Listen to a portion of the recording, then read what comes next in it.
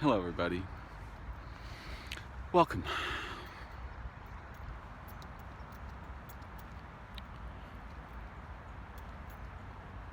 It's the day after our unique Western holiday, or one of our unique Western holidays.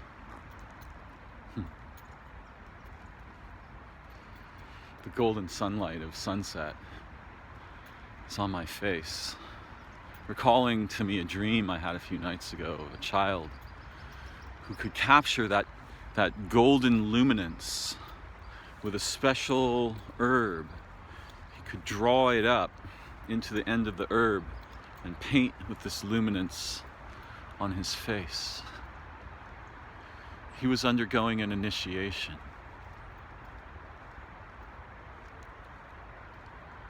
And that was a magical dream. Often when it's dark for reasons I don't understand, which is a little bit weird because I'm pretty technically savvy. And by the way, if any of you know the answer, by all means volunteer it in the comments. My iPhone takes blurrier videos when it's darker, and I noticed that it's actually using a different protocol or format for the videos. And it selects that automatically, apparently, depending on ambient light and probably other variables.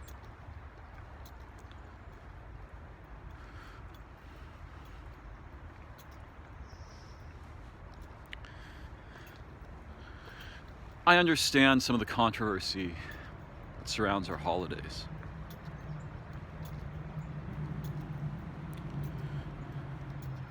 We each get to choose how we relate with that controversy. And for what purposes we relate with it.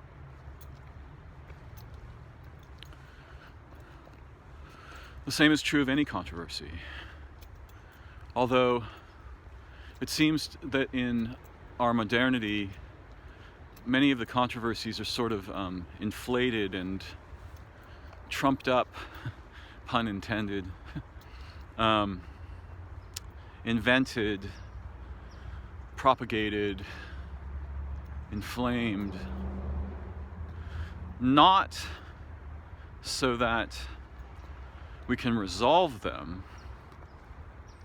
or so that we can learn together to see and understand each other and what it means to be human and what it means to be intelligent and what it means to be an organism and a being and a life form, what it means to exist.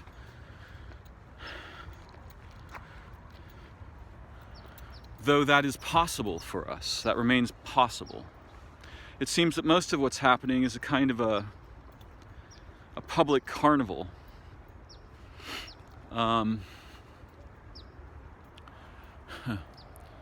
Of competing projections and outrages and assertions and declarations and so on.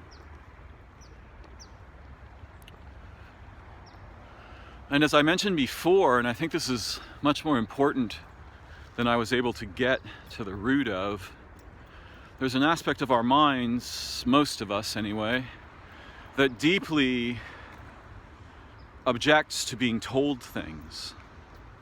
In fact, it might even object to being told that there's a part of our mind that objects to being told things. Right?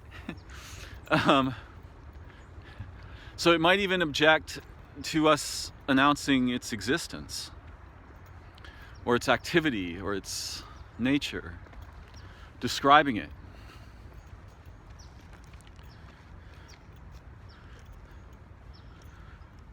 Human representational cognition is both extremely complex and uniquely transforming in every mind and every participant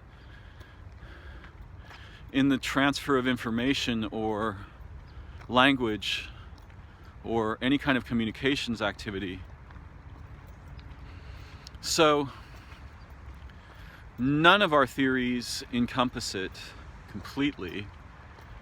For a theory to do that, it would have to encompass itself and also its own origin, which would be a bit like me encompassing my mother, and she's no longer with us in the sense that we mean when we use that language. Perhaps she is with us in other senses.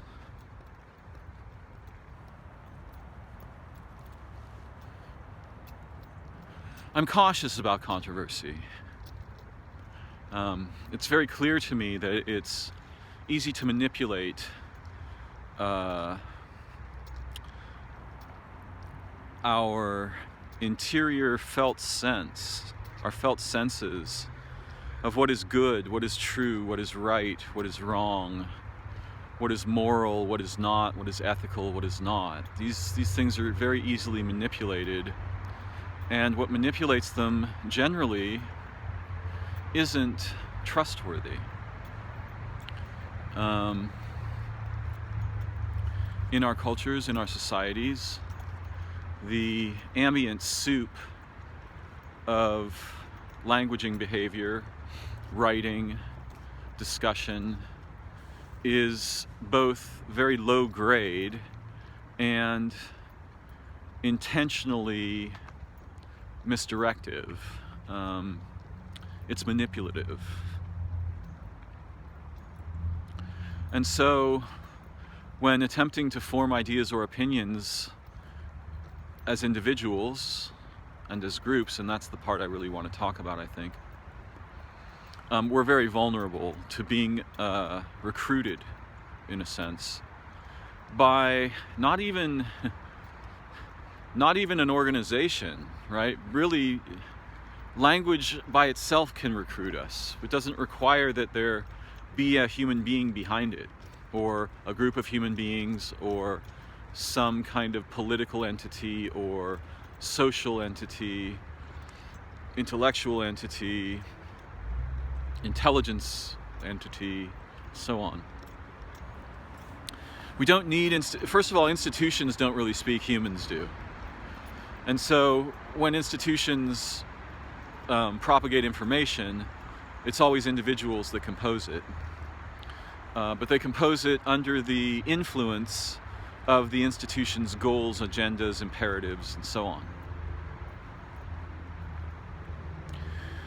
So we live today in a rather terrifying situation where, as people like Daniel Schmachtenberger have said, the possibility of sense-making has become catastrophically inhibited, actively catastrophically inhibited. In other words, there are vast cohorts who intend that we stop making sense. In the words of David Byrne of the Talking Heads, right? Circa 1990 something probably. And apparently we've succeeded at this agenda collectively. If there's any kind of collective that can reasonably be referred to with the word we, and this is a question that I find troubling, because I don't think there is. Though there is a passive we. There's the we of those people who live in San Francisco. There's the we of, I don't know, all human females, all human males, all human other gendered people. There's the we of political parties, the we of religious affiliation. There's all these kinds of we's. But those seem very fictive to me compared to the we, the kind of a group that's formed intentionally and sincerely, with little, if any, hidden agendas or imperatives, goals.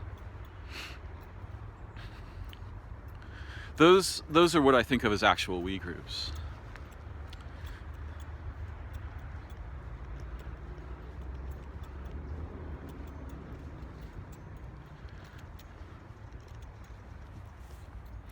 So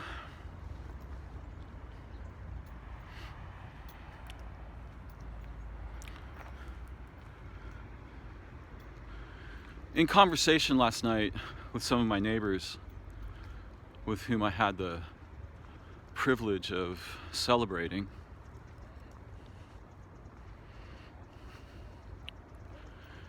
some controversial topics came up, and one of the participants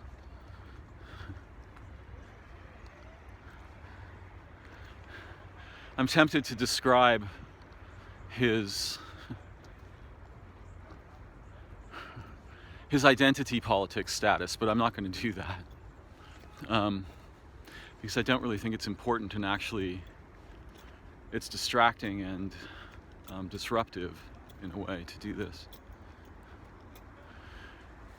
He began to talk about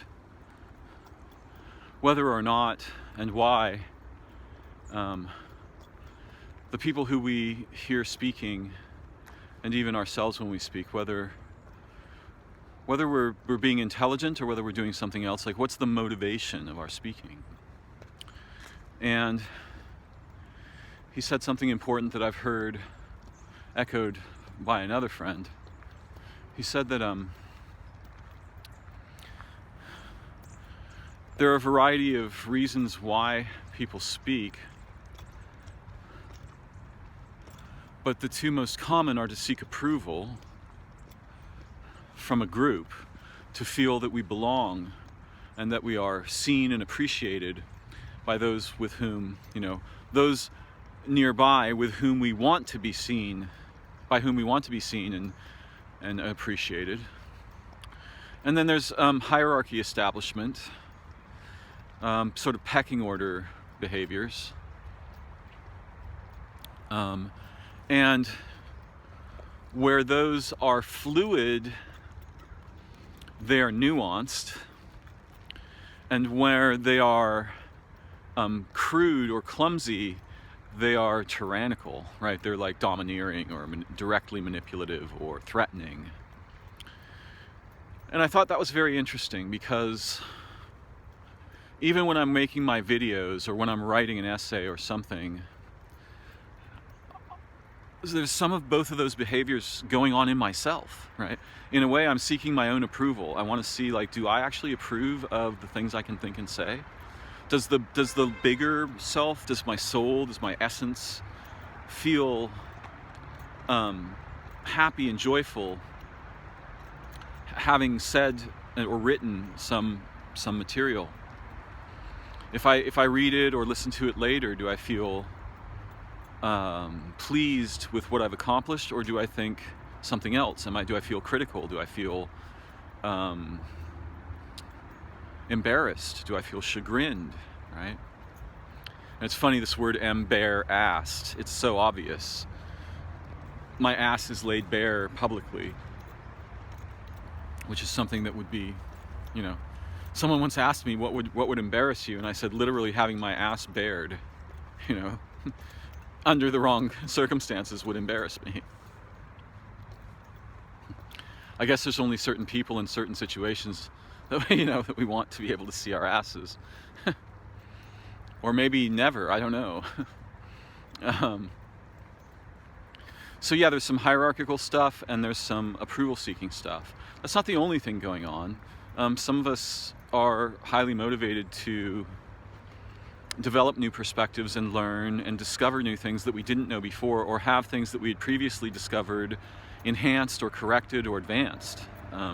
Those are also motivations. But in common social situations, a lot of what's going on, particularly by men, though women have their own way of dealing with this and other genders may have a plethora of ways of dealing with this, there's a lot of peacocking, right? There's hierarchy signaling, and as I said, when it's subtle, then it's nuanced and hopefully relatively natural. It's playful. But when it's not subtle or it becomes overt, then it's domineering. And so what the gentleman at the table was saying last night was, when people are espousing their opinions about things like Republican politics or Democratic politics or liberal politics or progressive politics, or vaccination or non-vaccination or COVID or gender politics, or whatever, whatever the controversy might be, they're not attempting to be rational. What they're actually doing is they're signaling about cohort membership. They're signaling which clade they belong to by espousing a particular opinion or perspective, often using language that they themselves picked up, from the media or other signalers, other similar signalers. And he gave the example that at one time in history, it was absolutely anathema for Republicans to say anything positive about the use of marijuana. Now, of course, weed is an addictive drug, and while it's probably egregious to compare it to heroin, it's incredibly potent and profoundly common, and it changes how we live as human beings, especially if we use it regularly, like any addictive drug does, like alcohol, like Fox News, like thinking that our humanity revolves around our political party. Any kind of addictive drug can fuck us up really badly and render us incoherent. Perhaps one of the deadliest and most addictive of these drugs is money. Or even more addictive, power over other people, which money is a expression of, or a derivative of. So this was very interesting. He was saying, on the common, many people aren't trying to be intelligent or learn. They're signaling for approval and to demonstrate clade membership, right? Which cohort they belong to, who are their people and who are the other people.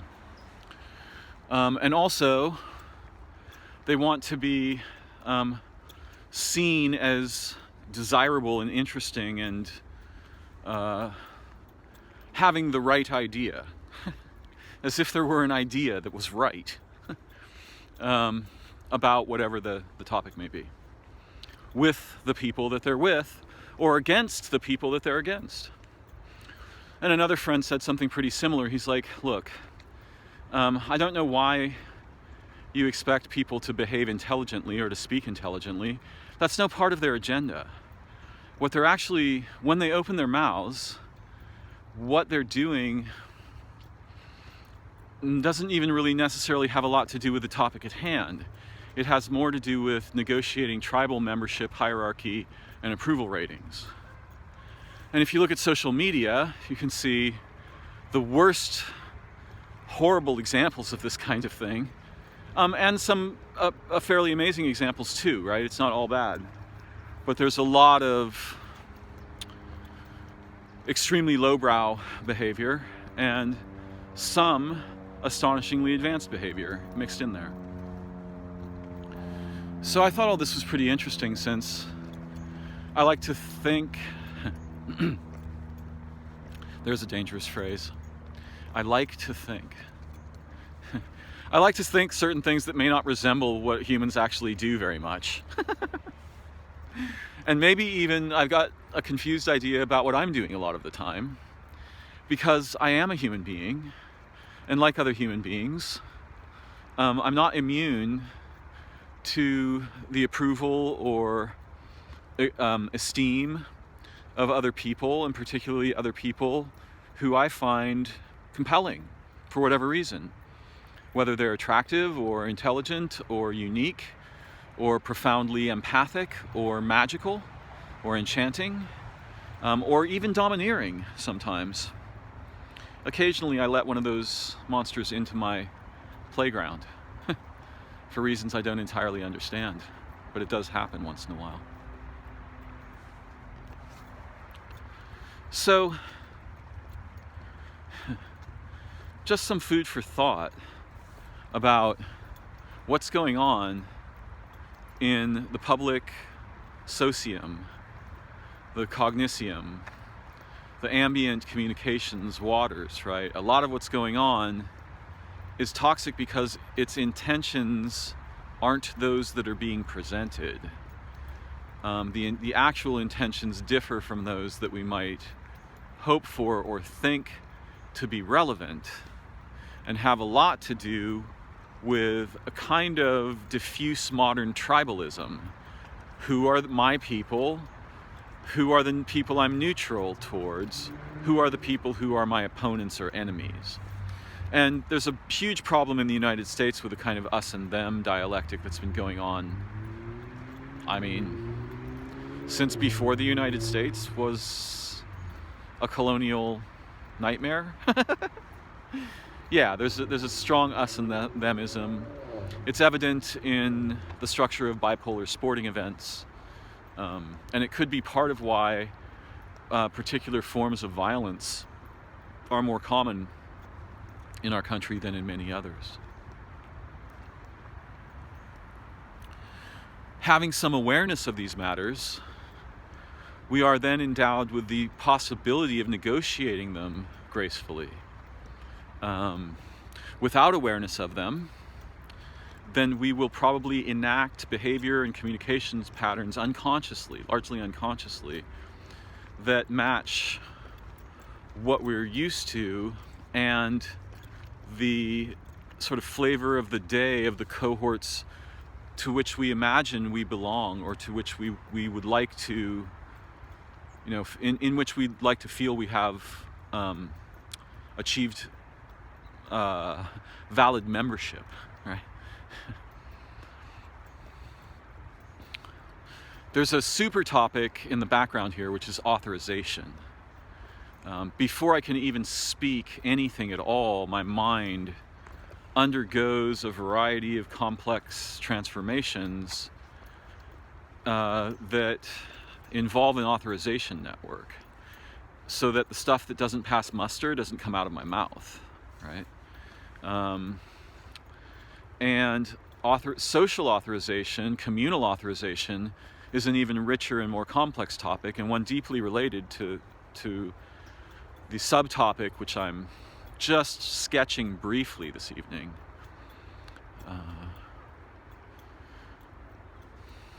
I don't have a deliverable synopsis. I think just introducing the idea that much of our communications behavior isn't as much about the content as we'd like perhaps to think most of the time, and is much more oriented toward cohort signaling, recruitment behavior,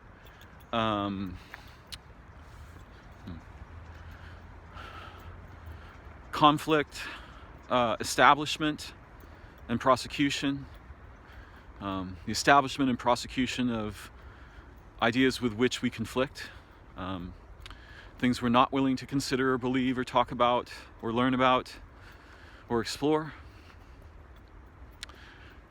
which,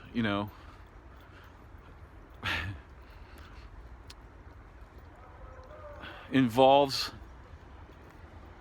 but is not primarily composed of topics that are off limits for our, the clades to which we imagine ourselves to belong.